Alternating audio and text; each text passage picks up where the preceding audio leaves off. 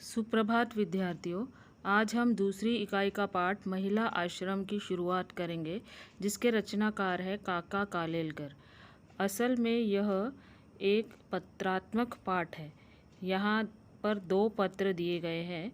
दोनों पत्र लेखक कालेलकर जी ने अपनी मुँह बोली बहन सरोज जी को लिखे हैं। काका कालेलकर जी का जन्म 1885 में सातारा, महाराष्ट्र में हुआ था।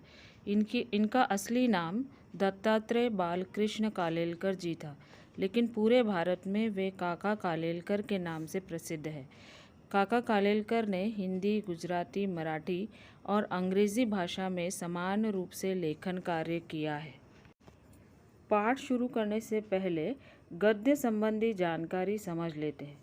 असल में यह एक पत्र है जिसमें कालेलकर जी ने महिला आश्रम की स्थापना, उसकी व्यवस्था, वातावरण, नियम आदि के बारे में विस्तृत निर्देश दिए हैं। इस पत्र द्वारा लेखक के महिला संबंधी विचार, प्रकृति प्रेम और सामाजिक लगाव का पता चलता है।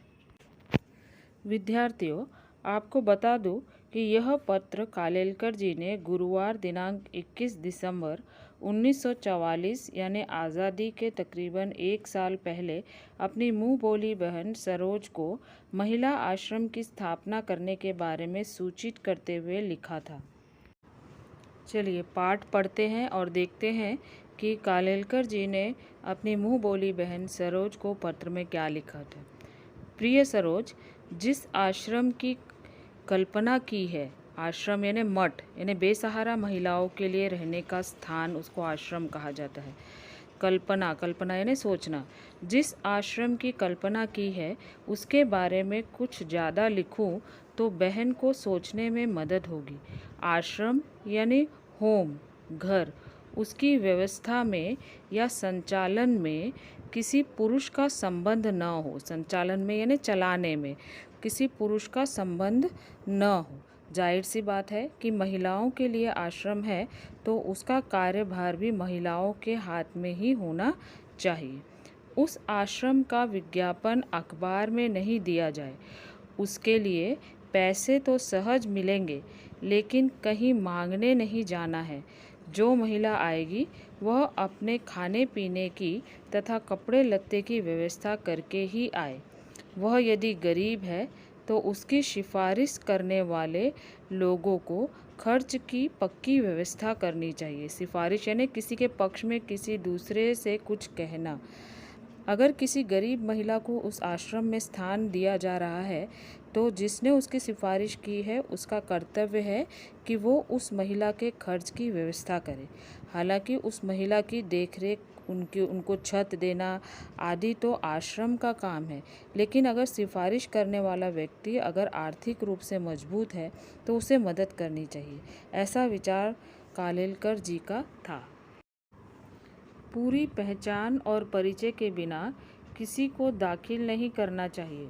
दाखिल हुई कोई भी महिला जब चाहे तब आश्रम छोड़ सकती है।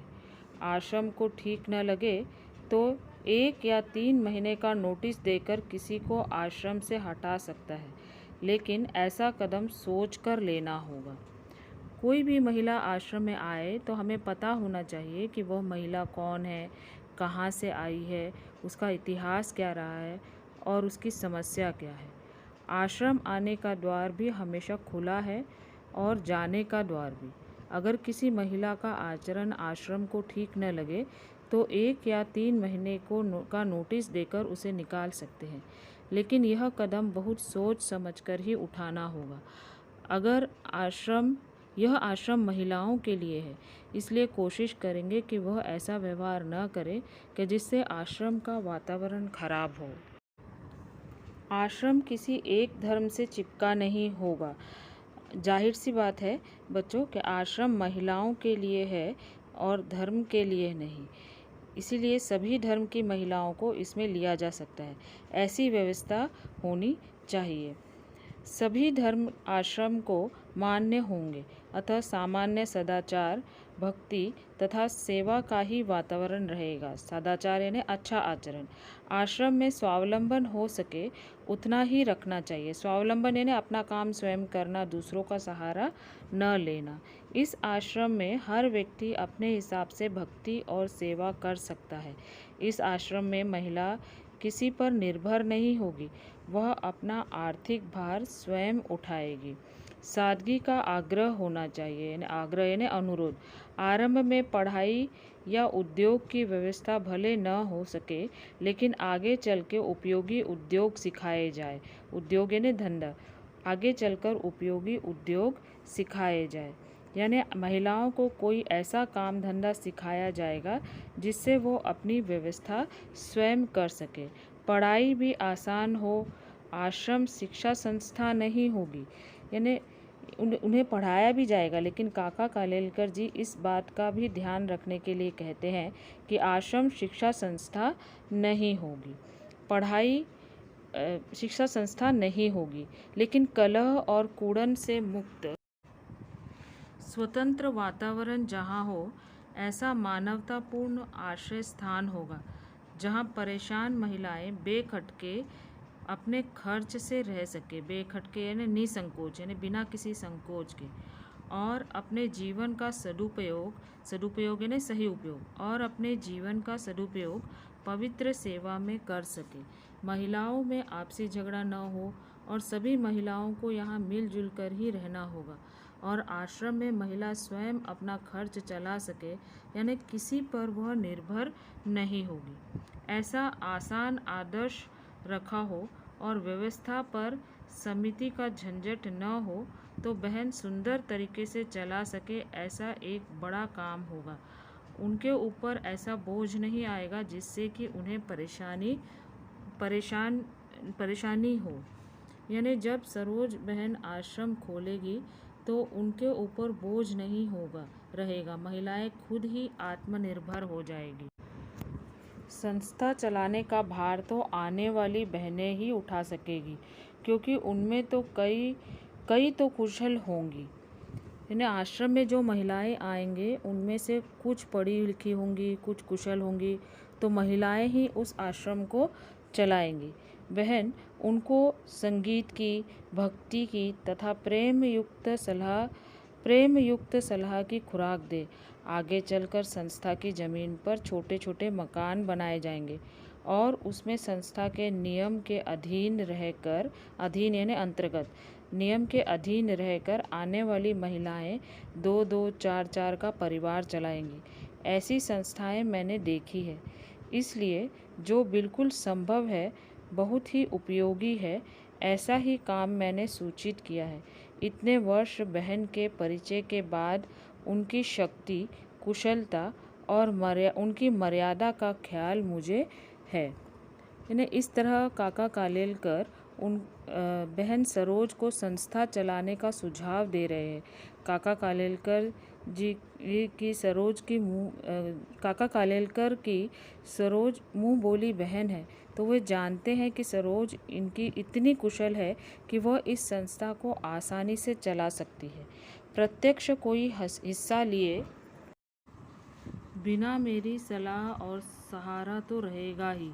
आगे जाकर बहन को लगेगा कि उनको तो मात्र निमित्त मात्र होना था, यानी मतलब वो यह संस्था खोलने का केवल एक साधन थी। उन्हें ज़रूरत ही नहीं पड़ेगी संस्था चलाने की। संस्था अपने आप ही चलेगी। समाज में ऐसी संस्था की अत्यंत आवश्यकता है। उस आवश्यकता में से ही उसका जन्म होगा। मुझे इतना विश्वास न होता तो बहन के लिए ऐसा कुछ मैं सूचित नहीं करता।